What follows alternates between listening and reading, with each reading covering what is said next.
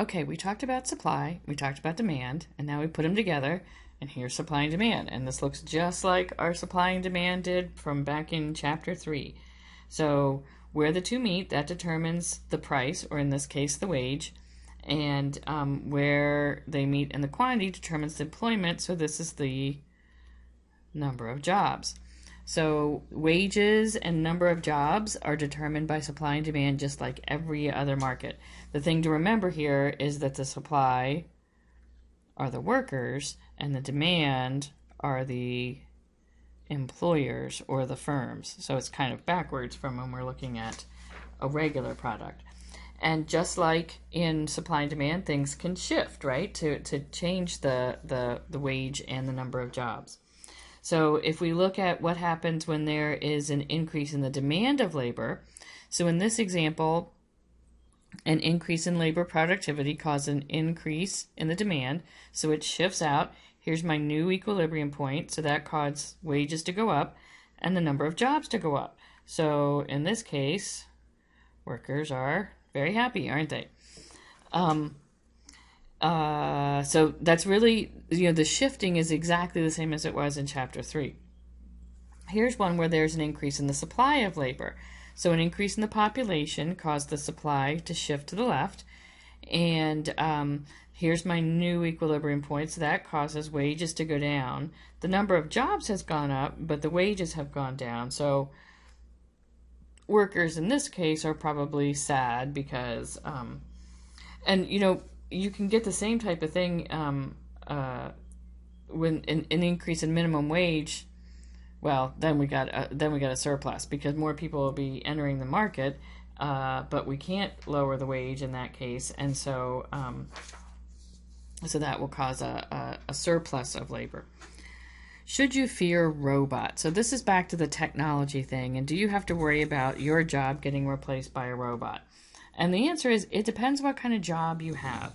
So if we look at doctors, managers, software engineers, this kind of thing, these are skilled labor. And so for these guys, technology and labor are complements. They complement each other.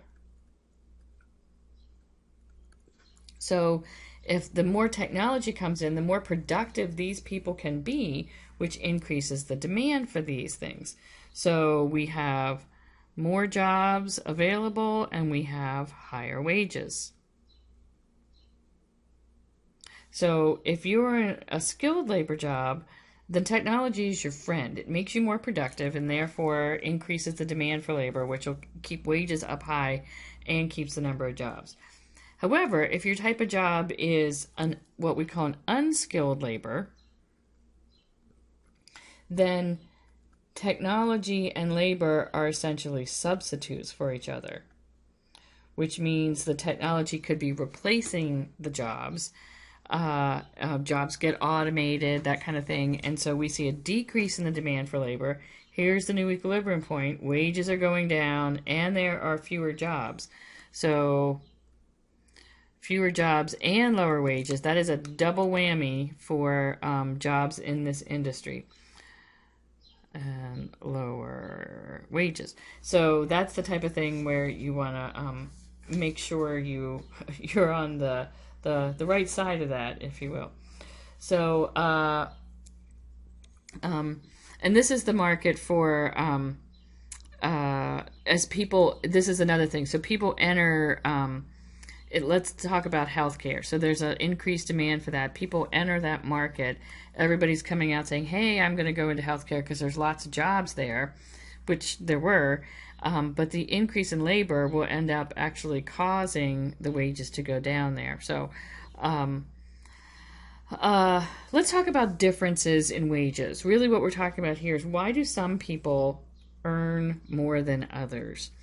And most of it's not luck. So we know that supply and demand really explains the wages.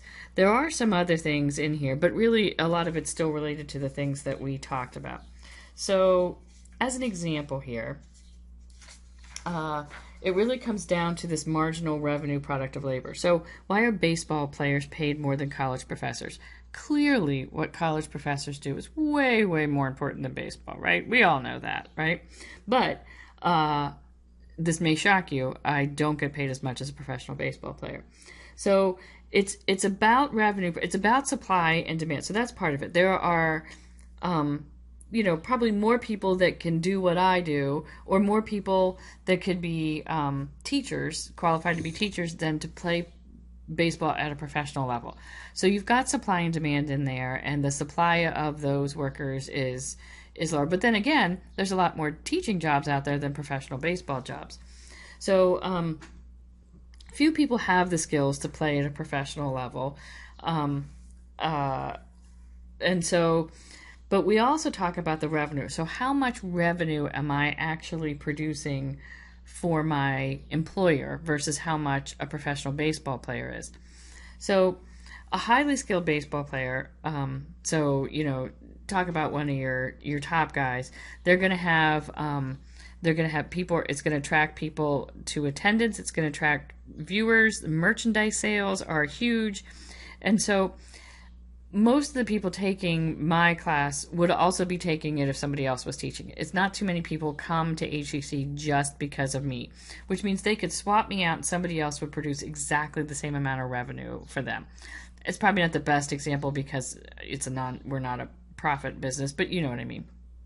Whereas, I mean, there are some professors, and people will go to, like Greg Mankiw at Stanford, people will go there just to talk with him, so they might be willing to pay more, which means he would get paid more maybe than, say, an English professor. I don't know. But ultimately, if you're generating revenue for your employer, okay, so we look at supply and demand. There's probably very few people that could play chess at that high enough level to be professional. However, they're not generating that much revenue for whoever their employer is. People don't watch chess on TV. Not that many people go to a chess match, and they're certainly not selling merchandise. So even though there's a really limited supply of people that can do that, they're not generating that much revenue, and so that's why they're not going to make as much money. So number one, you have to have a job that there's a demand for, but number two, you have to be able to generate revenue for your employer. Now, there are some other things that play into wages, and one of them is compensating differentials. So if a job is unpleasant or dangerous, they have to pay more to get people to do that. So you might see, for night shift, for example, is a really good example. People on a night shift get paid more. So people are aware of that. They're willing to put up with that for the additional. So if like window washers on outside of buildings, the people who work the top floors get paid more than the people who work the bottom floors because it's more dangerous. So we see that kind of coming in there. So we see a lot of that. Sometimes people get made more because they're doing a job that other people do not want to do. So there are some other things. So if compensating differentials and revenue don't generate it, what explains these differences? And people jump to so why do men make more than women? And in general, you'll still see on average women make less than men. So why do white males earn more? Is it discrimination? So if we look at this little chart, and this is a little bit older, but you get the idea. We can see that white males make more. We can see that whites make more than blacks and Hispanics. And so is that proof that there is discrimination here? And I'm going to say the answer is no, because if we were to overlay this one and put in Asians, Asian males make more than white males, and Asian females go right here. So if it was discrimination, we would maybe see the whites still at the top. So that's not necessarily the answer to why white males make more. And the answer to this why people make more can mostly be explained by three different things. Okay, the first one is differences in experience. In general, males will make more than females, and this explains part of it, but so women often take time off to have a baby, and so if you took 2 years off, for you had two kids and you took a year off with each one or something like that, after a while you've got less experience in the workforce than the man. So there's that part of it. That doesn't, that's part of it. A second part is differing preference for jobs. A lot of times when you see those statistics that men make more than women, they're lumping everybody together. And so if you look at the types of jobs, there's fewer women in engineering, and engineering is a high-paid job. There are a lot more women in elementary school education, and that's a lower-paying job. And so nobody forced a woman to go into teaching instead of engineering, for example. But when you look at the higher paying jobs, a lot of them are dominated by males, and that's by choice. And a lot of the lower paying jobs are dominated by females, and that's, again, their choice. So if you choose to be a teacher instead of an engineer, you have to understand that you are going to make less. Now, when you get into the same job, if a man is making more than a woman, then that obviously doesn't explain that one. Some of that's going to be the experience. After over a span of a career, the men might have more experience. Also, women, not always, but women tend to take more time off when their kids are sick. Now, my family was always the opposite. My husband was able to work from home long ago, and so when my kid was sick, I would still go to work and he would be the one to stay home while she was sick. But in most families, that's not the case. And so women tend to take more time off. Moms tend to take more time off than dads. And so that can kind of add up over time. And when an employer is looking, at, say, promotion, it might not be fair, but he's going to say, wow, that guy was here every day and she missed a lot of work. And it's not fair, but it is true. And as an employer, again, he's looking for who's going to be the most productive.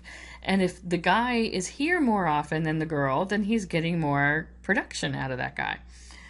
And then the other really big difference in here that you see is differences in education. So if we look at, we saw that whites made more than Hispanics and African Americans, but we can also look at the percent that graduated from college. And so they are qualifying for higher paying jobs. And so the higher you are in a degree, and you can see this going on if you go on to master's degrees, and I think they have some of those in your book. But if you look at the number of people that have master's degrees and doctorate degrees and that kind of stuff, so whites are more likely to have, if you look in business, then they're higher percentage of an MBA, for example, and so they're gonna make more money. Women are catching up, and in fact, I think now there are more women in college than men, so you would expect to see that gap closing a little bit. But if we go back to this one, if you were to overlay the percent that have a degree, that's why Asian males make more than white males, because they are more highly educated. So that's a big thing that we see there. Now, sometimes those don't explain it. And you can see situations where we have all of these things and it still doesn't explain it. So there is still some discrimination going on there. It's not always on most of the time. So an employer that hires and promotes based on the most productive workers is going to make the most profit. We saw that. Any employer who makes decisions based on something other than that is not going to be as profitable, and he's not going to be around long. So for the most part, we see discriminatory workplace, even if it wasn't illegal. If I will only hire blonde females, then I am not hiring the most productive workers, and I'm not going to be more profitable, and I'm not going to be around long. So those tend to weed themselves out. But there are some other things in here. One of them is worker discrimination. Sometimes females don't go into certain fields because, if you look at, for a long time, manufacturing and that kind of stuff, like women just didn't go into those fields because they weren't really especially well treated there. The other one is customer discrimination. You still have, you see it less now, but in older generations, people who don't want a female doctor, um, even older females, I don't want a female doctor. Like they somehow think that a male is going to be more qualified. And so if your customers have that, then as a firm, it's going to be very tough for you because you can't turn away customers. And then you also see negative feedback loops. People just tend to like, oh, that's not a field for me, you know, and because it's been hard, then it's kind of hard to break that cycle. So those types of things continue. But there's also unions make more than non-unions, and that's really because they hold down the supply. They kind of work like a little cartel that we saw in the last chapter. And so because they can hold down the supply, they can keep the wages up higher. So we also have the last thing in here is really the I lost my notes here. Is other natural resources, and these work just like that. But the marginal revenue product of capital or of natural resources, and it really works exactly the same as the marginal revenue product of labor. It's just you change it with the same thing. But another thing that we have in here is a monopsony. So we saw monopoly when we talked about one seller of a product, and this is when we have one buyer of a product. So if you want to be, well, I guess not even true anymore. For the longest time, if you wanted to be so NFL, if you want to be a professional football player, there's pretty much one place you can go in the United States. Because I think that other one just folded up again. For the longest time, if you wanted to be an astronaut, NASA was the only place that was buying that labor. Now I guess you could go to SpaceX or something. And so when there's only one buyer, they have a lot of things. So sometimes there's one employer in a town, and so they got all the power, which is why you saw unions develop and that kind of stuff to try and even out that balance of power. So when we wrap this up, we can see that how will the income within a society be divided, i.e., how can I make sure I'm rich, which is an important thing.